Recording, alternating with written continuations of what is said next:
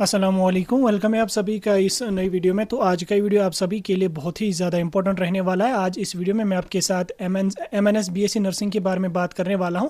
ये एक ऐसा प्रोग्राम है जिसमें आपको 4 साल पहले बीएससी नर्सिंग का कोर्स करवाया जाएगा, बिल्कुल फ्री ऑफ कॉस्ट। आपको कोई भी पैसा भरने की ज़रूरत नहीं होगी। आफ्टर दैट आपको इंडियन आर्मी में लेफ्टिनेंट की रैंक भी दी जाएगी और साथ में नर्सिंग ऑफिसर की पोस्ट पर आपको अपॉइंट किया जाएगा। तो इसलिए ये वीडियो इंपॉर्टेंट रहेगा, खासकर फीमेल्स के लिए। आप इस वीडियो को बिल्कुल ध्यान से देख लेना और अपने सभी दोस्तों तक शेयर कर लेना जिन्होंने इस साल या प्रीवियस ईयर्स में अपना 12th पास किया है और इस साल या अपकमिंग ईयर्स में अपना एडमिशन करना चाहते हैं या नर्सिंग के फील्ड में जाना चाहते हैं। तो उनके लिए ये वीडियो इंपॉर्टेंट रहेगा। इस वीडियो में मैं आपके साथ एमएनएस बीएससी नर्सिंग के बारे में डिटेल में बात करूंगा। आप इस वीडियो को एंड तक देख लेना, चैनल को भी सब्सक्राइब कर देना, व्हाट्सएप और टेलीग्राम ग्रुप ज्वाइन कर लेना, लिंक आपको डिस्क्रिप्शन में मिल जाएगी। तो चलिए वीडियो को शुरू कर ले। तो देख लेते हैं यहाँ पे एमएनएस बीएससी नर्सिंग की एडमिशंस के बारे में। तो देखो, रिसेंटली जो आपकी एनटीए की तरफ से नीट यूजी की रजिस्ट्रेशन की नोटिफिकेशन इशू की गई, उसमें भी अगर आपने देखा होगा, उसमें भी एक जगह लिखा है कि एमएनएस बीएससी नर्सिंग के लिए आपका नीट देना कंपलसरी है। तो उसी एमएनएस बीएससी नर्सिंग के बारे में मैं यहाँ पे आपके साथ डिटेल में बात करने वाला हूँ। तो पहले हम जानेंगे कि एमएनएस बीएससी नर्सिंग है क्या। एमएनएस की अगर मैं बात करूँ तो मिलिट्री नर्सिंग सर्विसेज, इसके थ्रू क्या किया जाता है कि बच्चों को सिलेक्ट किया जाता है जिनको 4 साल पहले बीएससी नर्सिंग का कोर्स करवाया जाता है under armoured forces medical services. जो है, जो इंडियन आर्मी के अपने मेडिकल कॉलेजेस हैं, वहां पे उनका 4 साल का बीएससी नर्सिंग कोर्स कंप्लीट करवाया जाता है। और याद रखना, इस कोर्स के दौरान बच्चों को कुछ भी फी पे करने की जरूरत नहीं है, चाहे वो हॉस्टल हो, चाहे वो एकोमोडेशन हो, चाहे वो उनकी मेस या बाकी कोई भी फी होगी, कुछ भी पे करने की जरूरत नहीं है। उसके बाद जब 4 साल के बाद कोर्स कंप्लीट हो जाएगा, कैंडिडेट्स को यहाँ पे नर्सिंग ऑफिसर की पोस्ट अपॉइंट की जाती है जो इंडियन आर्मी में लेफ्टिनेंट की रैंक की होती है और इंडियन आर्मी में वो सर्व करते हैं एज ए नर्सिंग ऑफिसर। ठीक, इसके बाद वो जब उनका नर्सिंग का कोर्स कंप्लीट हो जाता है, फिर उनको अलग से कोई एग्जाम देने की जरूरत नहीं है। वो जब अपॉइंट हो गए as a nursing officer, then उसके बाद उनको यहाँ पे इंडियन आर्मी के जो अपने मेडिकल कॉलेजेस हैं या जो भी नर्सिंग कॉलेजेस हैं उनमें फिर उनको ट्रेनिंग दी जाती है। जैसे अगर खासकर हम बात करेंगे, जैसे पुणे में है, मुंबई है, दिल्ली है, लखनऊ है, कोलकाता है और बेंगलोर है। ठीक, यहाँ पे इंडियन आर्मी के अपने नर्सिंग कॉलेजेस हैं जहाँ पे एमएनएस बीएससी नर्सिंग का कोर्स करवाया जाता है। तो इन कॉलेजेस में फिर बच्चों को जब वो ट्रेन किया जाता है, तो आफ्टर दैट फिर उनकी ज्वाइनिंग वगैरह होती है। यानी कि आपको एक बार सीट निकालनी है, फिर आपको जॉब के लिए दोबारा से प्रिपेयर करना, दोबारा से कोई एग्जाम देने की कुछ भी जरूरत यहाँ पे नहीं है। ठीक, वन टाइम आपका एग्जाम क्वालिफाई रहेगा जो आपको स्टार्टिंग में एडमिशन के लिए करना पड़ेगा। तो ये बहुत अच्छी अपॉर्चुनिटी है। एक एक करके हम यहाँ पे इसको देख लेंगे। तो एडमिशन की प्रोसेस की अगर मैं बात करूं तो इसमें एडमिशन आपका क्या प्रोसेस रहता है। इसमें बच्चे को सबसे पहले नीट क्वालिफाई करना कंपलसरी है। ठीक, नीट क्वालिफाई हो जाए तब वो एलिजिबल है। नीट अगर क्वालिफाई नहीं होता तो वो इसमें पहले यहाँ पे इनएलिजिबल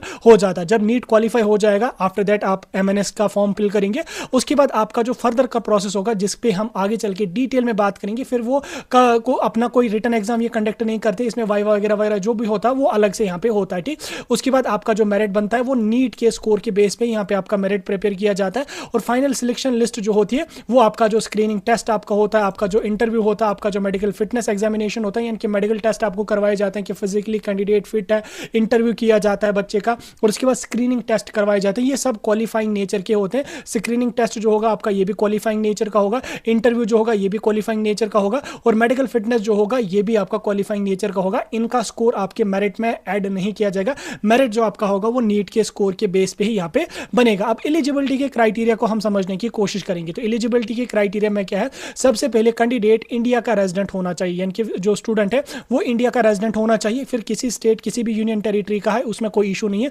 और उसके साथ साथ जेंडर कैंडिडेट का फीमेल होना चाहिए। जैसे मैंने स्टार्टिंग में बोला कि फीमेल्स के लिए इंपॉर्टेंट रहेगा क्योंकि नर्सिंग का जो प्रोफेशन है ये फीमेल्स के लिए सूट करता है ज्यादा। तो इसलिए यहाँ पे भी इन्होंने सिर्फ फीमेल कैंडिडेट्स को ही एलिजिबल रखा, मेल कैंडिडेट यहाँ पे इसमें एलिजिबल बिल्कुल भी नहीं है। और उसके साथ साथ जो फीमेल है या तो वो अनमैरिड होनी चाहिए या तो वैसे अनमैरिड ही होनी चाहिए, मतलब कोई भी उस पर कोई भी डिपेंडेंट रेस्पॉन्सिबिलिटी नहीं होनी चाहिए, बच्चों की, हस्बैंड की, किसी की भी। तो या तो मैरिड होनी चाहिए, डिवोर्स्ड या विडोड होनी चाहिए। हालांकि अभी 12th जिसने पास किया होगा तो ऑब्वियसली वो तो अनमैरिड ही होगी। ठीक, तो अनमैरिड यहाँ पे होनी चाहिए। ठीक, एज लिमिट की अगर मैं बात करूँ तो एज लिमिट मिनिमम 17 ईयर्स की होनी चाहिए और मैक्सिमम 25 साल की होनी चाहिए। इनकी 17 से लेकर 25 साल तक की एज उसकी होनी चाहिए।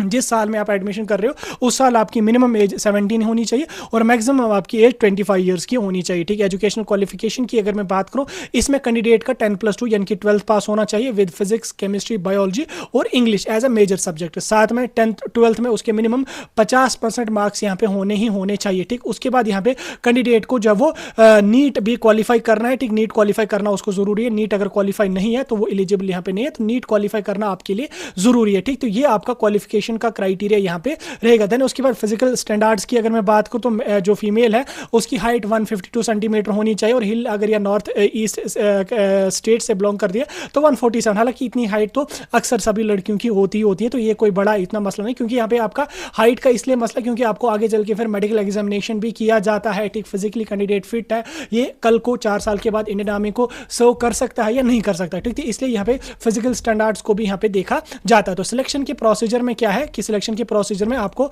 सबसे पहले नीट यूजी का एग्जाम देना जरूरी है। ठीक, नीट यूजी आपने दिया, नीट यूजी आपका क्वालिफाई होना चाहिए। ठीक, जितना भी आपका स्कोर होगा, यूजुअली अगर आपका 500 की प्लस बन जाता है स्कोर तो आपके मैक्सिमम चांसेस यहाँ पे बढ़ जाते हैं कि आपकी सीट यहाँ पे मिल ही जाएगी। अब अगर इसके 200-250 है तो ऑब्वियसली वो तो कट ऑफ में आएगा ही नहीं, तो स्कोर आपका ठीक ठाक है। बाकी ये डिपेंड करेगा कि कट ऑफ कितना जाएगा, कितने बच्चों ने फॉर्म भरा, ये उस पर, ये मैं आपको रफली बता रहा हूँ कि 500 की प्लस होना चाहिए ताकि सेफ आप अपने आप को फील करें। ठीक, बाकी कट ऑफ जो होगा ये डिपेंड करेगा कि किस हिसाब से बच्चे मतलब इसमें अपीयर हो जाएंगे। देन उसके बाद आपका यहाँ पे एक जनरल इंटेलिजेंस टेस्ट भी आपको होगा जिसमें 40 क्वेश्चन होंगे, 80 मार्क्स होंगे, 30 मिनट्स का टाइम दिया जाएगा। ये टेस्ट भी आपका बाद में कंडक्ट किया जाएगा, हालांकि ये क्वालिफाइंग नेचर का आपका रहेगा। देन उसके बाद आपका साइकोलॉजी एप्टीट्यूड टेस्ट भी दिया जाएगा जिसको हम PAT टेस्ट बोलते हैं। इसमें ये भी आपका क्वालिफाइंग होगा। इसमें बच्चे की मेंटल स्टेबिलिटी जो वो मेंटली बच्चे को चेक किया जाता है कि ये बच्चा सही है, इसकी क्या सोच है, क्या कुछ है, तो वो आपका जो स्क्रीनिंग वाइवा वगैरह होता है वो आपका यहाँ पे रहेगा। देन उसके बाद आपका एक इंटरव्यू होगा जिसको हम वाइवा के नाम से जानते हैं।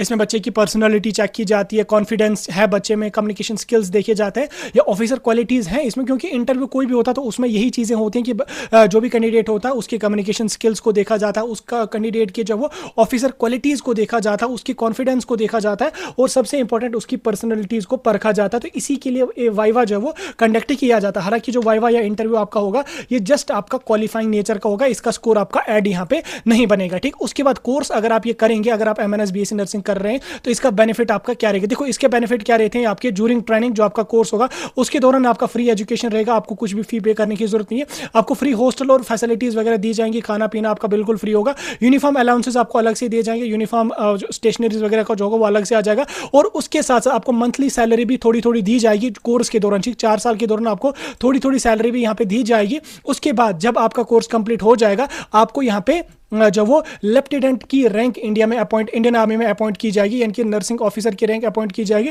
और इंडियन आर्मी के रूल्स के हिसाब से वो लेफ्टिनेंट की रैंक यहाँ पे होती है, जिसमें बेसिक सैलरी आपको 56,000 तक यहाँ पे जाती है। 56,000 बेसिक सैलरी है। उसके बाद आपके अलाउंसेस वगैरह जब ऐड हो जाते हो तो ये अराउंड 1.5 लाख के प्लस यहाँ पे सैलरी इसमें आपको जाएगी, बहुत अच्छी है। ठीक, सीट्स की अगर मैं बात करूँ तो ये डिपेंड करता है कि हर साल कितनी यहाँ पे रहती है, तो ये वेरी करते हैं, 200-250-300 सीट्स तो हो ही जाएंगी, या 400-500 जितनी भी होंगी, ये वेरी करता है किस साल में कितना होगा, तो वो वेरी करता है। ठीक, उसके बाद एप्लीकेशन के प्रोसेस में कैसे आपको यहाँ पर रहेगा, तो पहले आपको नीट का अपीयर होना जरूरी होगा। देन उसके बाद नीट का आपका जब रिजल्ट आ जाएगा तो MNS के एप्लीकेशन फॉर्म्स रिलीज किए जाएंगे, आपने वो इंडियन आर्मी की ऑफिशियल वेबसाइट पे जाके भरना पड़ेगा। देन उसके बाद शॉर्ट लिस्ट बच्चों को किया जाएगा कि कितने बच्चों को हम शॉर्ट लिस्ट कर रहे हैं। आफ्टर दैट उनका फर्दर जो प्रोसेस होगा, जैसे मैंने आपको बोला, रीजनिंग टेस्ट होगा, जनरल एप्टीट्यूड टेस्ट वगैरह होगा, वो यहाँ पे हो जाएगा। ठीक, अगर मैं रजिस्ट्रेशन की बात करूँ तो नीट का जो रिजल्ट है वो डिक्लेयर होने के बाद आपका नोटिफिकेशन यहाँ पे जून-जुलाई के मंथ में रिलीज किया जाता है। बाकी आप नीट का प्रिपेयर कर लो, नीट आपका क्वालिफाई अगर हो जाता है, अच्छा स्कोर नीट में आ जाता है, तो आप इसके लिए यहाँ पे बिल्कुल आसानी से अप्लाई यहाँ पे कर सकते हैं। बाकी इसका जो अपना टेस्ट होता है वो बेसिक होता है, वो उतना कोई हाई लेवल का यहाँ पे